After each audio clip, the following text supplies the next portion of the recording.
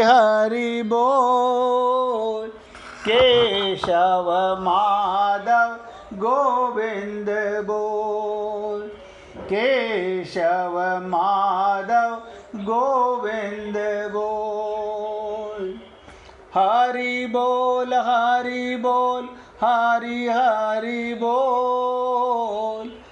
हरि बोल हरि बोल हरि हरि बोल।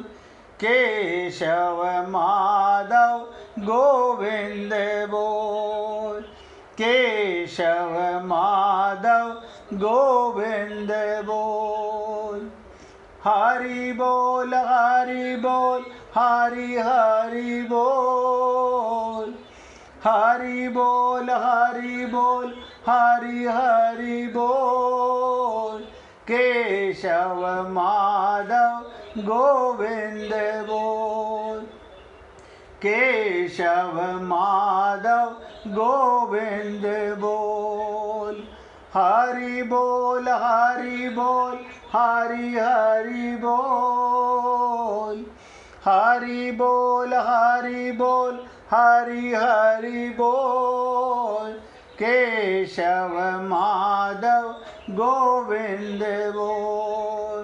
केशव माधव गोविंद बोल। हे पुण्यात्माओं, पूरी एकाग्रता के साथ एक एक शब्द को हृदयंगम करने का पूरा प्रयत्न कीजिएगा। मैंने निवेदन किया कि मनुष्य जीवन का उद्देश्य कर्म करना और उसका फल भोगना नहीं है। सांसारिक भोग और संग्रह की इच्छा के त्याग पूर्वक परमात्मा की प्राप्ति की इच्छा अगर जागृत हो जाए तो भगवत प्राप्ति हो सकती है।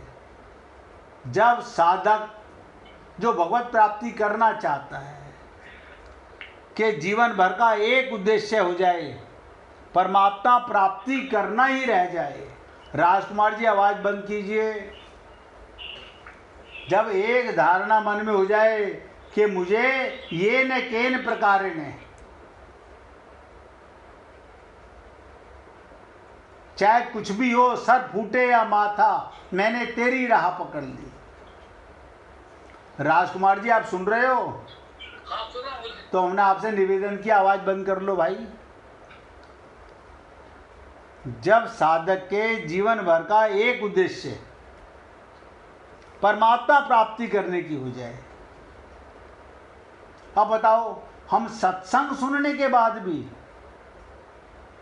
अंदर खोपड़ी में नहीं, अभी कई काम बाकी हैं, आपको नहीं पता। हम भगवान को ही बोलते हैं, नहीं प्रभु जी मैं आपको पाना तो चाहता हूं, लेकिन ऐसा है कि, ध्यान दीजिएगा, हम लोग क्या कहते हैं, ऐसा है कि, यानी अभी भी खोपड़ी में अज्ञान भरा हुआ है। सोचता हूं कई बार ये जीव कितना अंधा है, भगवान को ही नहीं पाना चाहता। याद रखिएगा, अगर भगवान को ही पाना चाहे तो भगवान की प्राप्ति में पल की देरी नहीं है। बस शर्त यही है, ही और भी। अब लिख लो ऐसे भी डायरी में, मैं भगवान को ही पाना चाहता हूं या भगवान को भी पाना चाहता हूं। अगर भी है तो भगवान कभी नहीं मिलेंगे, अगर ही है तो भगवान मिले हुए हैं। भाई धारणा नहीं है हमारे अंदर, हम अपनी बुद्धि लगाते रहते हैं, हम अंदर जुगाड़ बिठाते रहते हैं कि हमने सबको धोखा दिया, भगवान को भी देखेंगे शायद धोखा चल जाए। परमात्मा को प्राप्त करने के अतिरिक्त किसी भी कार्य का कोई महत्व ना रहे। वास्तव में परमात्मा प्राप्ति के अतिरिक्त मनुष्य जीवन का अन्य कोई प्रयोजन है भी नहीं। अब बताइए, सीतारामाचार्य जी ने कहा इस देह में हरि मिलत है, बताओ बड़ी कमाल की बात है।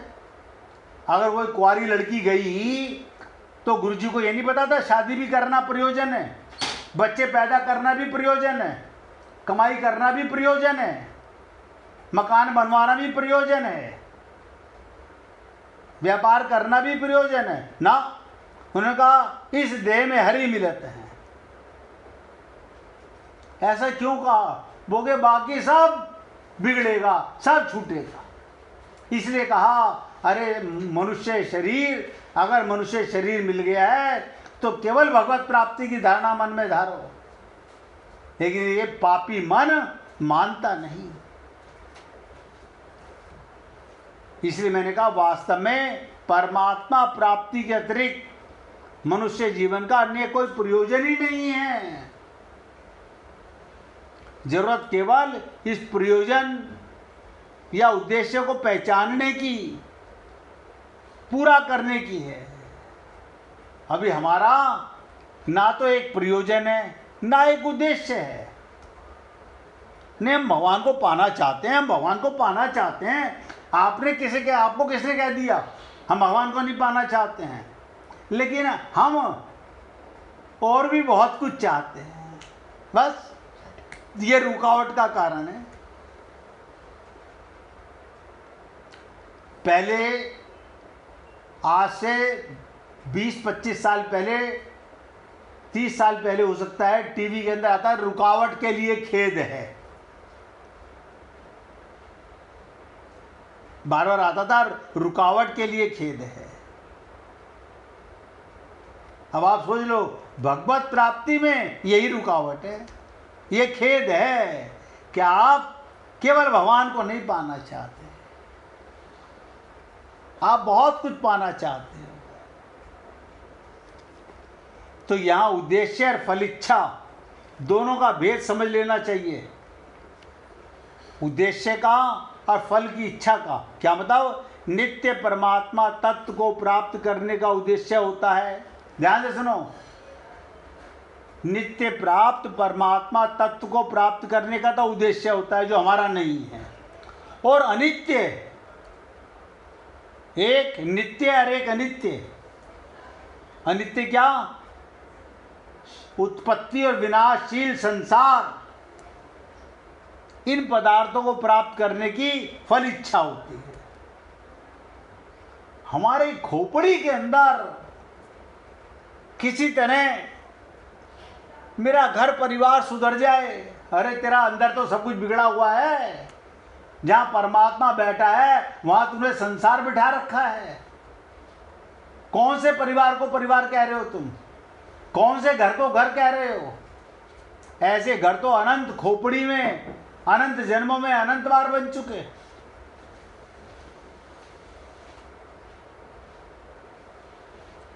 अब सोचिएगा हमारा उद्देश्य क्या है और हमारी फल की इच्छा क्या है। उद्देश्य होता है भगवान का और फल इच्छा होती है संसार की।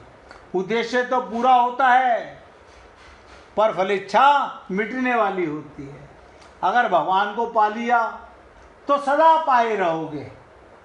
और यहाँ देखो हमने 4 मकान बना लिए, छोड़ के मरोगे, छोड़ के मरोगे। करोड़ों अरबों खरबों रुपए कमा लो, छोड़ के मरोगे।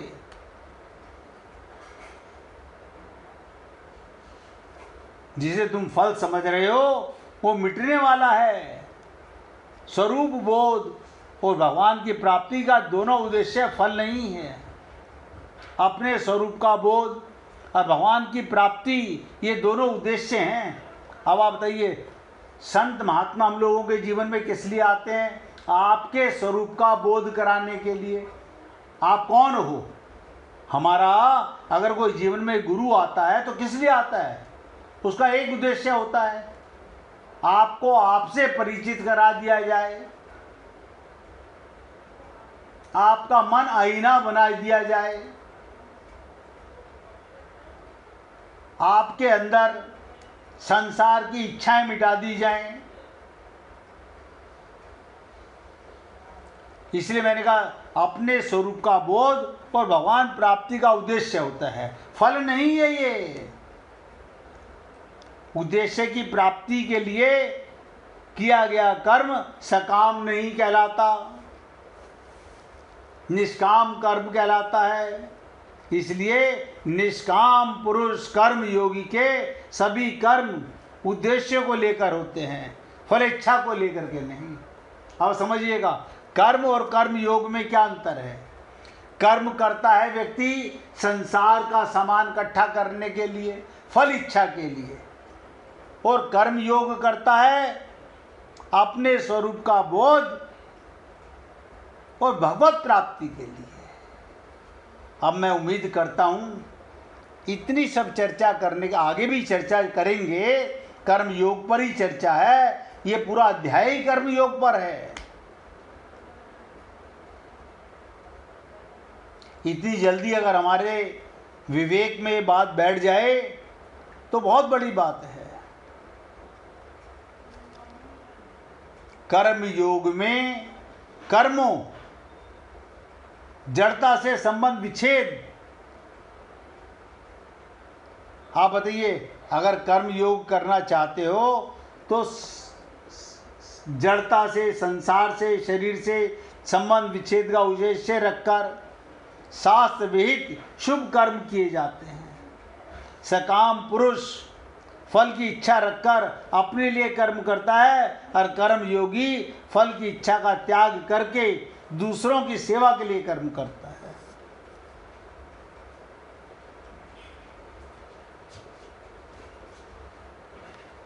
हमने आपसे कहा सकाम पुरुष फल की इच्छा रख के कर्म करता है, और कर्म योगी फल की इच्छा का त्याग करके दूसरों की सेवा के लिए कर्म करता है। अब आप हम लोग तो समझदार हैं, कर्म तो हम सब करते हैं, ऐसा कोई नहीं हम में से जो कर्म ना करता हो। लेकिन अब आप अपने आप से झूठ कैसे बोलोगे।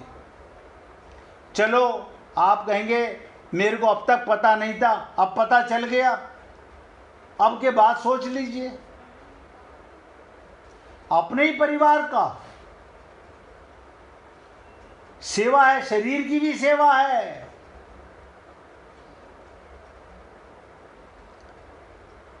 आप अपने शरीर की भी सेवा करो, परिवार की भी सेवा करो, फल की इच्छा मत करो। अतः फल का संबंध कर्म का होता। कुछ पाना चाहते हो तो कर्म करोगे, उद्देश्य का संबंध कर्म नहीं होता। निष्काम भाव पूर्वक केवल दूसरों के हित के लिए कर्म करने से परमात्मा दूर है, ये धारण दूर हो जाती है। आपके मन में ये है भगवान बहुत दूर हैं। आपसे पूछे भगवान कहाँ है, कोई कहेगा बद्रीनाथ में है, कोई कहेगा केदारनाथ में है। अब आप सोचिएगा, मैं कहता हूँ जहाँ आप हो वहाँ भगवान है। तो वो छोटी सी बात है, जहाँ आप वहाँ भगवान। भगवान आपसे दूर कभी था ही नहीं, आज भी दूर नहीं है। लेकिन ये मन, ये बुद्धि, ये चित्त और अहंकार और ये बकरे की मैं हमारा जीवन का सबसे बड़ा ज्ञान है। हम लोगों के जीवन का सबसे बड़ा ज्ञान और अहंकार यही है। कई बार एक लीला मैं आपको सुनाता हूँ बरसाने की, गुलाब सखी की। इस श्लोक का उपसंहार कल करेंगे। एक छोटी सी लीला सुनाता हूँ। कई बार मन में आता है गुलाब सखी के बारे में बताने की, अब बताता हूँ और आप लोग सुनते भी हो। जैसे राजकुमार जी को अभी बकरे की मैं याद रही, हो सकता है ये लीला भी याद हो, लेकिन उसका भाव क्या था, बात उद्देश्य वो है। हर लीला के पीछे हमें कैकई की लीला याद नहीं करनी, हमारा भाव होना चाहिए मैं को मिटाने का, अहंकार मारने का। इसलिए पुण्य आत्माओं ध्यान से सुनिएगा। बरसाने में प्रेम सरोवर के पास, कहाँ पर, प्रेम सरोवर के पास मार्ग पर एक समाधि बनी हुई है, जिसे सब गुलाब सखी के चबूतरे के नाम से जानते हैं। गुलाब एक गरीब मुसलमान था। गुलाब एक गरीब मुसलमान था। राधा रानी सब पर कृपा करती हैं, वो हिंदू मुसलमान नहीं देखती। ये बरसाने में श्री जी के मंदिर में सारंगी बजाता था और जो पैसा मिल जाता उससे अपना पेट पालता था। इसकी एक बेटी थी जिसका नाम इसने राधा रखा हुआ था। जब समाज गायन होता, वो लड़की भाव विभोर होकर राधा रानी के सामने नृत्य करती थी। जब कन्या बड़ी हुई तो लोगों ने कहना शुरू किया, अरे गुलाब, अब तेरी बेटी जवान हो गई, लड़का देखकर इसका ब्याह कर दे।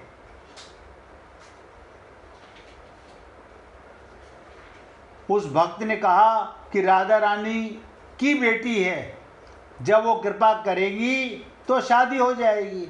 मेरे पास इतना पैसा नहीं कि मैं व्यवस्था कर सकूं। लोगों ने कहा, तुम लड़का तो देखो, व्यवस्था हम कर देंगे। तो उस भक्त गुलाब ने एक लड़का देखा और बेटी का विवाह कर दिया।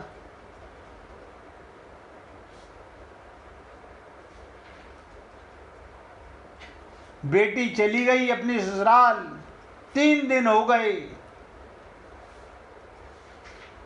बेटी को भुला नहीं पा रहा। खाना पीना सब छूट गया, ना सारंगी बजाई, ना भगवान राधा रानी के लिए गाना गाने लगा, भजन गाने लगा। लेकिन एक दिन रात्रि को मंदिर के द्वार पर बैठ गया। ठीक रात्रि के 12 बजे उसे एक आवाज़ सुनाई दी। तभी एक छोटी सी बालिका उसे दौड़ती हुई दिखाई दी और गुलाब सखी के पास आई और बोली, बाबा आज सारंगी नहीं बजाओगे? मैं नाचूंगी। जब उसने आज आँख खोल के देखा, एक सुंदर बालिका खड़ी है। उसने पास रखी सारंगी उठाई और बजाना शुरू कर दिया। वो लड़की नृत्य करते हुए राधा रानी के मंदिर की सीढ़ियों की ओर भागी। गुलाब ने अपनी सारंगी रख दी और राधा राधा कहते हुए उस लड़की की ओर दौड़ पड़े। लेकिन उसके बाद वो वहां किसी को नहीं नजर आए। राधा रानी अपने साथ ले गई और अपने में समा लिया। लोगों ने सोचा इसका खाना पीना छूट गया था, कहीं ऐसा तो नहीं पागल होकर मर गया हो। लोग भूल गए, महीनों निकल गए। लेकिन एक दिन रात्रि में गोस्वामी जी राधा रानी को शयन करवाकर मंदिर की परिक्रमा में आ रहे थे, तो झाड़ी के पीछे से निकले। पुजारी ने पूछा कि कौन है? वो बोला, गोसाई जी तिहारो गुलाब हूँ। पुजारी ने कहा, गुलाब तो मर गया। उसने कहा, मैं मरा नहीं, अब मैं श्री जी के परिकर में सम्मिलित हो गया। गोस्वामी जी ने पूछा कि कैसे? तो उसी समय गुलाब ने गोस्वामी जी के हाथ में राधा रानी के पान की बीड़ी रख दी। अभी अभी राधा रानी को शयन के समय जो भोग पर लगा करके आए थे पंडित जी, गोसाई जी, इतना कहकर वो झाड़ियों के अंदर गुलाब चला गया और फिर कहीं नहीं नजर आया। आज भी बरसाने में गुलाब सखी जी की समाधि है, जिसे गुलाब सखी का चबूतरा कहते हैं। उसने अपनी बेटी को याद किया तो उसको मुक्ति कैसे? राधा कोई साधारण नाम नहीं है, ये महाशक्ति का नाम है। जो राधा नाम लेता है उसके आगे भगवान विष्णु चलते हैं और पीछे भगवान शंकर चलते हैं, और दाएं इंद्र वज्र लेकर चलता है और बाएं वरुण उनके ऊपर छत्र लेके चलता है। यदि राधा नाम भूल से भी निकल जाए तो राधा रानी उसे अपना लेती हैं। लेकिन ये मनुष्य मैं को नहीं मार सका, इसलिए आज तक राधा तो बोलता है लेकिन मैं को रख कर के बोलता है। इसलिए हे पुण्य आत्माओं, आज मैं अपने शब्दों को विराम दे रहा हूँ और अब आप भजन सुनिए। गुड्डी जी सुनाना चाहती हैं, ध्यान से सुनिएगा भैया।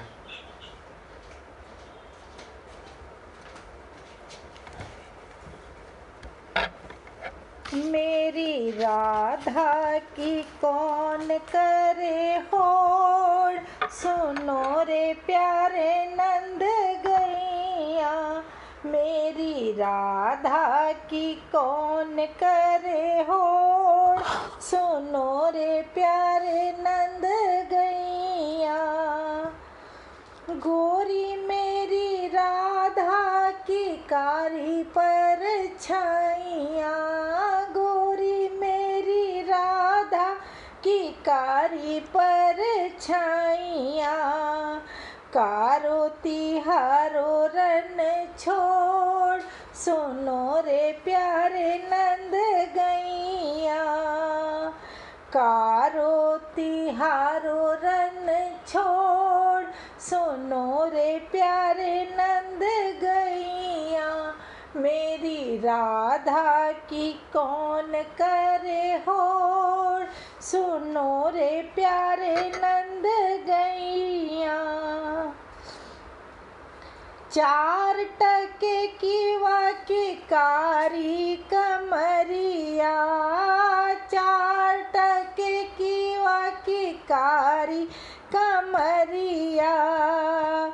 इसकी चुनरी की कीमत करोड़, सुनो रे प्यारे नंद गैया। इसकी चुनरी की कीमत करोड़, सुनो रे प्यारे नंद गैया। मोहन के मंदिर को गुंबद पुराना, मोहन के मंदिर का गुंबद पुराना। मेरी राधा की छतरी बेजोड़, सुनो रे प्यारे नंद गैया। मेरी राधा की छतरी बेजोड़, सुनो रे प्यारे नंद गैया। देखो तेरे कान्हा का मुकुट झुको है, देखो तेरे कान्हा का मुकुट झुको है। मेरी राधा के चरणन की ओर, सुनो रे प्यारे नंद गैया। मेरी राधा के चरणन की ओर, सुनो रे प्यारे नंद गैया। राधा वही जाहि श्याम ने आराधा, राधा वही जाहि श्याम ने आराधा। सब बातन का ये ही निचोड़, सुनो रे प्यारे नंद गैया। सब बातन का ये ही निचोड़, सुनो रे प्यारे नंद गैया। चक्कर लगावे यहाँ नंद का दुलारो, चक्कर लगावे यहाँ नंद का दुलारो। सब मेंढ मर्यादा को तोड़, सुनो रे प्यारे नंद गैया। सब मेंढ मर्यादा को तोड़, सुनो रे प्यारे नंद गैया। सूधी और सांची वृष भानु की दुलरिया, सूधी और सांची वृष भानु की दुलरिया। या मोहन के कितने हैं मोड़, सुनो रे प्यारे नंद गैया। या मोहन के कितने हैं मोड़, सुनो रे प्यारे नंद गैया। टेढ़ी है टांग इसकी टेढ़ी कमरिया, टेढ़ी है टांग इसकी टेढ़ी कमरिया। टेढ़ी है ग्रीवा की मरोड़, सुनो रे प्यारे नंद गैया। टेढ़ी है ग्रीवा की मरोड़, सुनो रे प्यारे नंद गैया। अवगुण अनेक नंद लाल में भरे हैं, अवगुण अनेक नंद लाल में भरे हैं। हंसे लोग जगत के हंसोड़, सुनो रे प्यारे नंद गैया। हंसे लोग जगत के हंसोड़, सुनो रे प्यारे नंद गैया। चोरी चोरी बट मारी जारी, झूठ छल छदम आदि। चोरी बट मारी जारी, झूठ छल छदम आदि। जो कुछ कहें सब है थोड़, सुनो रे प्यारे नंद गैया। ना मानो और अकड़ दिखाओ, ओ ना मानो और अकड़ दिखाओ। करूँगी तुम्हारो भंडो फोड़, सुनो रे नंद गैया। नारायण की छमिया ठिड़ाई, लगूं तुम्हारे गोड़, सुनो रे प्यारे नंद गैया। सुनो रे प्यारे नंद गैया। मेरी राधा की कौन करे होड़, सुनो रे प्यारे नंद गैया। मेरी राधा की कौन करे होड़, सुनो रे प्यारे नंद गैया। बोलिए वृंदावन बिहारी लाल की जय। जय जय श्री राधे, जय जय श्री राधे। बोलिए लाल जी का मंगल हो, सभी भक्तों का मंगल हो। सबको राधे राधे भैया, सबको राधे राधे जी, राधे राधे। सबको राधे राधे भाई, राधे राधे। राधे राधे जी, राधे राधे। सबको राधे राधे भैया।